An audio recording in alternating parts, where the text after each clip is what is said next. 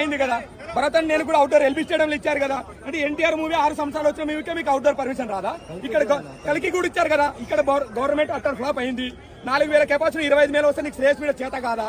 మరి అప్పుడు ఈవెంట్ ఎందుకు తీసుకున్నావు? ఇదేమైనా ఎంగేజ్మెంట్ ఫంక్షనా? ఎన్టీఆర్ 6 సంవత్సరాలు అయింది మా దేవుని చూసగా. మీరు లేక మేము ఈవెంట్కి వస్తే ఎక్కడ మేము అనంతపురం కర్నూలు నుంచి వచ్చినాం. పొద్దున 5 గంటలకు లేసి వచ్చినాం. 8 తుఫాన్లు చేసుకొని చేతిలో తెలిసింది నువ్వు ఎందుకు ఇస్తున్నావు? ఇక్కడ పోలీస్ డిపార్ట్మెంట్ ఫ్లాప్ అయింది, బోన్సార్ ఫ్లాప్ అయింది. మాకు మీడియా సహకారం వచ్చింది ఈ రోజు అంతే. ఈ ఎన్టీఆర్ కి ఖచ్చితంగా ఈ వీడియో చేయాలి. నీకు చేత కానప్పుడు ఎందుకు తీసుకున్నావా state media?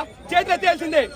Down Shreyas media, down Shreyas media. ఇది ఖచ్చితంగా అన్నకి చేరాలా? నువ్వు ఇదే పెళ్లి ఫంక్షన్ కాదు.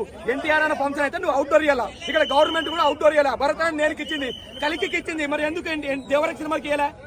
ఇది ఖచ్చితంగా మేము సీరియస్ తీసుకున్నాం. నువ్వు ఇచ్చేలేదు అసలు. ఇంకా సెలబ్రిటీ ఎవరు లేదు.